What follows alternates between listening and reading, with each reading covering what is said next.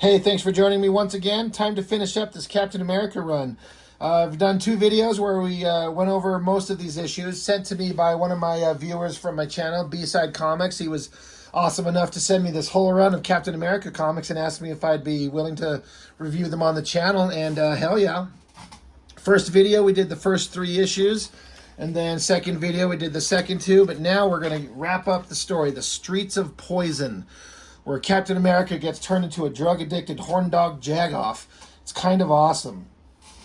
So, we've also got Bullseye being a badass. You got Crossbones being kind of a dummy. Like, I've read very, very few comics with Crossbones, the character in it, and for some reason, I always envisioned him as being more of a smart character. But he's kind of portrayed like just a big muscle brown dum-dum in these books. And so, I guess I don't really know what the character is supposed to be like, but for some reason I had it in my head that he was more intelligent.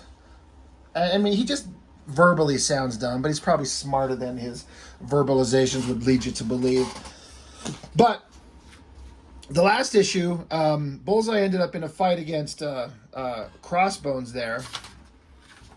And he's on the scene. He's here to take out. You got Red Skull and Crossbones, and Bullseye's had enough of that shit, so he's got his guns, and he's going to get in there and he's going to start murdering the shit out of him, which I am like, let's do it.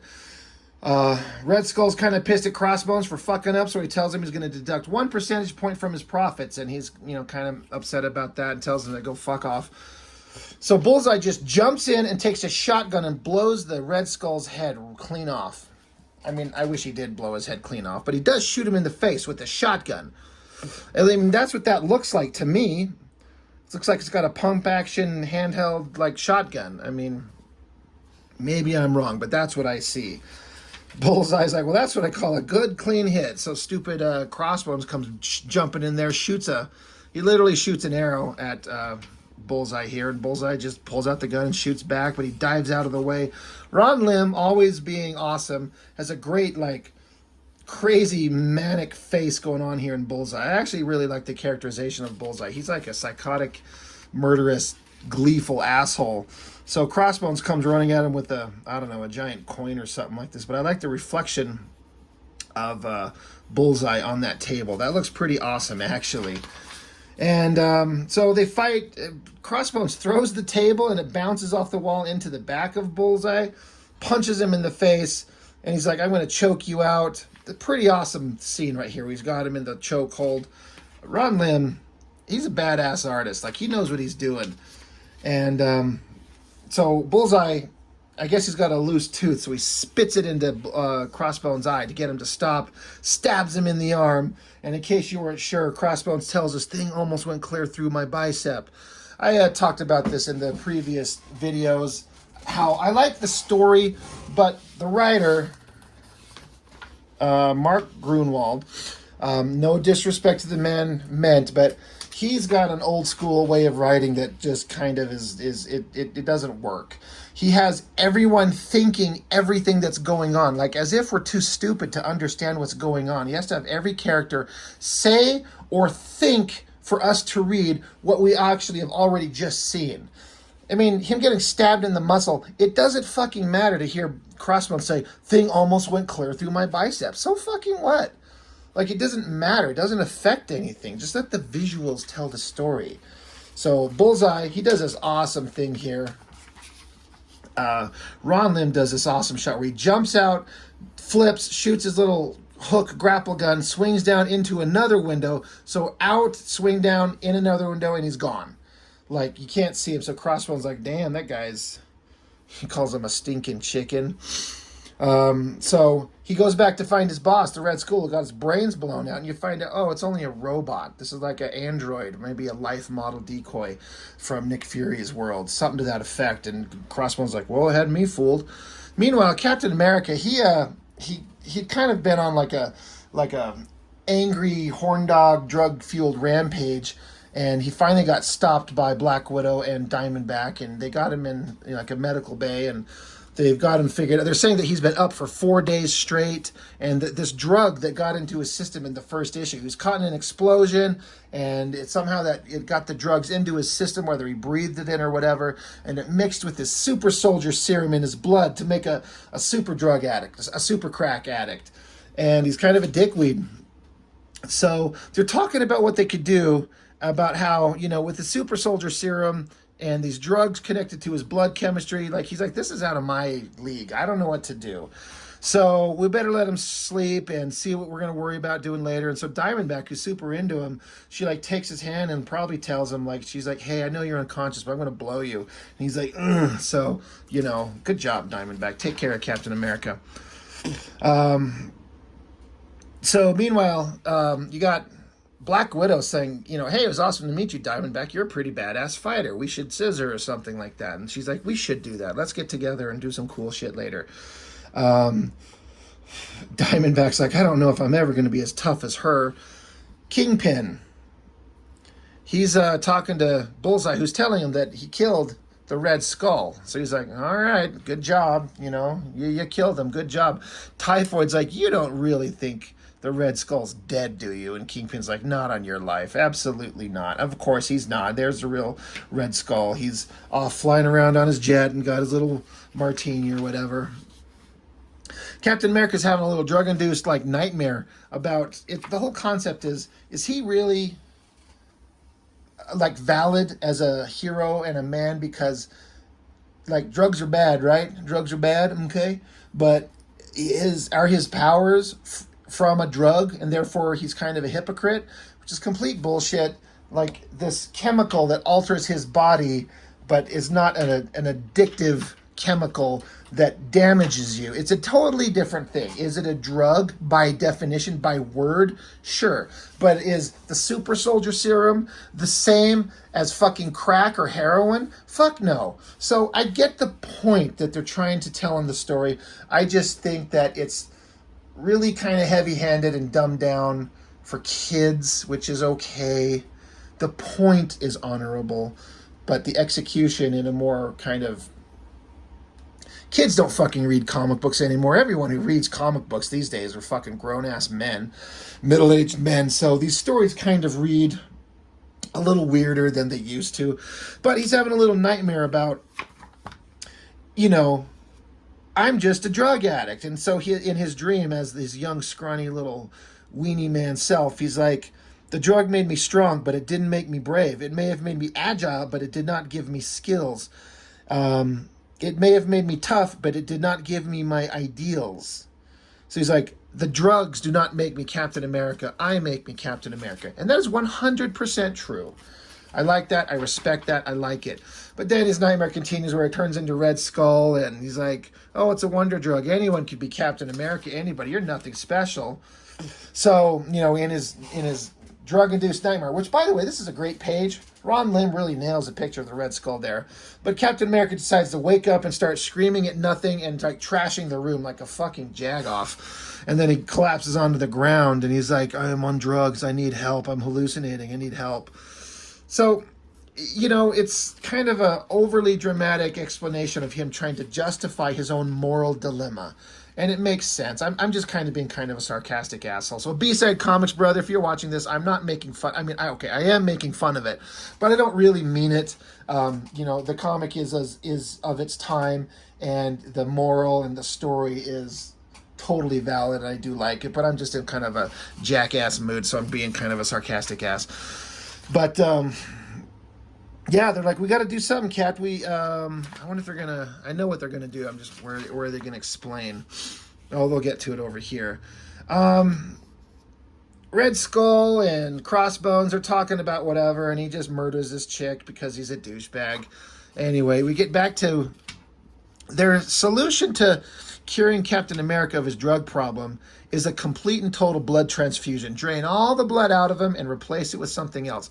Is that even possible? I mean, I know blood transfusions happen, but like a complete and total 100% drain of your blood and replace it with someone else's? I mean, your body makes more blood. So I guess, I don't know. I wonder if that would actually work. But they're like, the problem is you'll remove the super soldier serum. They're saying like it's in his blood only, which I don't think that that would be true. I mean, this is something that has to get into your genetic makeup, your DNA. You know, it's in your muscle fibers. It's affected your brain. It's in your cells. It's not just in your blood, and you drain your blood, you know, and you lose your powers. Like if he gets a bloody nose, does he get weaker? Like, it doesn't make sense, but they're trying to have like a simplistic solution to solve his drug addicted problem. But the problem is that if you pull all his blood out, the serum's gone and he doesn't have his powers anymore. So they're like, to save Steve Rogers, we may have to kill Captain America. So can we do that? Do we want to do that? So Kingpin, these are like watching a baseball game, whatever. And so Steve Rogers is sitting around later trying to decide what he should do. Should I do it? Do I do a blood transfusion? I'm cured. At least I think I am. Can I trust my own judgment? Oh, yeah, I guess it's done. That's it. Yeah, it's done. It feels odd not having the super soldier serum in him. Let's see. It would take months of inactivity before I lose my muscle tone to any great extent. But now what? So he's like, I guess it's funny that I guess he just didn't want to show it. They talk about it, but they don't show it. It's just boom, it's done. It's like, all right. So he's like, can I be Captain America without the serum? And like fat Peggy Carter, which is an insult because Haley Atwell's fucking hot as shit. So she's like, you know, hey, you're still Captain America. You're awesome. I wanted to blow you while you're unconscious, but that's not cool. But Diamondback did it. He's like, I know, it's awesome. And he's like, next time we can put it right here. And she's like, great. Oh, Steve. Anyway, helicopter comes down, and the basic story that I've been skipping over while being a jackass making fun of the story because I'm just in a weird mood is that Kingpin and Red Skull are going to get together and like fight it out or make out or something like that to earn the territory of the drug wars. So Captain America is here. He's going to be showing up without his powers, and these two guys are going to fight it out. It's going to be awesome. And then that's the end of that book. There's a backup story that is super boring, and we're not going to get into that one at all because it's super boring and who cares. So anyway, story's progressing. I still like Bullseye being a psychotic badass. Let's get into the final story. This is a great cover. I think drawing an awesome cover where two characters are fighting is hard to do. It's like, what angle do you show them from? How do you like get them both in there and both kind of looking at you, or one's not looking away, or get the one guy looking at you and the other one fighting? And doing a cover to a comic where people are fighting but it is composed really well is really difficult. And this is pretty good. I like the face on Captain America. It looks pretty good. Anyway, starting out with Captain America on his stupid like prototype version of the Oppressor Mark II. Such a ridiculous looking vehicle, but of course they wanted, you know, Captain America to have the means to get around besides running around or having a car or something like that. So I give him like a little flying stupid surfboard thing. And he's talking a lot. And he's talking a lot and a lot and a lot and a lot. Holy Lord, is there a lot of words on these pages. And I bet 50% of this could be removed and you don't lose anything. But anyway, the two main bad guys are going to show off. They have a showdown. And they got their respective bad guys. Freaking Kingpin's built like a fucking giant refrigerator or something like that. I mean, I get that's the visual point of him. But man, they're talking over a bunch of stuff. But they're going to fight. So, all right, we're into it. We're going to see a big fight. They're still talking. They're still talking. Drugs are this, drugs are that. And Kingpin is basically saying, you know, well, the Red Skull, he's like, if we put so many drugs out there, society will collapse because everyone will get addicted. And if everyone's addicted, that super sucks. And Kingpin's like, no, I'm making America stronger.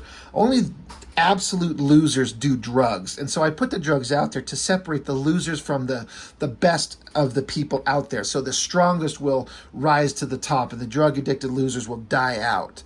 And Red Skull's just, no, whatever, you know, like we should just stop talking and start fighting.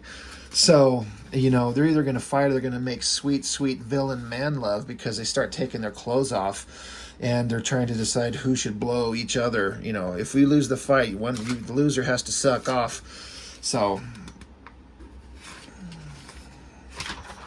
Off we go. Oh, yeah. And Red Skull, he's got a little dot on his ankle that's a little device to put like this, God, what do they call it? A plastidome. So they put a dome over them so no one can interfere in their fight. And Kingpin's like, that's fine. So in their muscly bodies and their tight little black underwears, let the fight begin. Kick to the face, double kick to the face, slam him down, ninja chops and shit like that. These two are going at it in their underwear, and all the men are watching. Like, it's great. Meanwhile, Diamondback, everyone's watching. I don't know, whatever the hell's going on. I'm more interested in this fight between Kingpin and Red Skull. Crossbones just walking. Jesus Christ, I can't speak. I'm thinking of multiple things. But he's watching, but he's like, I don't need Captain America showing up, which he does. He shows up, and they got to fight. They got to talk a lot. They got to have a whole bunch of pages of talking. But Crossbones is going to come at Captain America, and Captain America's problem is he's like, can I beat this guy just with my human strength and my brains? Because Crossbones is extremely strong. He's like superhuman. So that's the struggle that is going to be going on there. And it all comes down to a kind of a contest of strength. Like Crossbones wanted to like fake a move at Captain America, so he deflected with the shield so he could grab it and rip it off him. And of course, Captain America like, blast, I should have anticipated that. Meanwhile, Kingpin's punching the fuck out of Red Skull, and Red Skull's kicking the fuck out of Kingpin. So that's awesome. Chop, kick to the guts, kick to the head, fist to the face, stomp to the he almost stomped his groin. That'd be awesome. And that's how you win a fight. You stomp the groin, and then you re-stomp the groin. Right, guys? Right?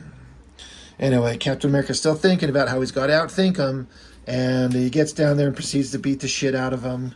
Like, I can do this. I can do it even without my superpowers. I'm Captain America. I'm awesome. I can beat the shit out of him. Over here, Kingpin is having like a mad orgasm face. He's busting a big king nut. And they just keep going at it, jumping up and down. Red Skull jumps up and comes down with his heels on his feet. And then Kingpin he's so happy, he hugs him, and they throw down and start just making hot man love right there.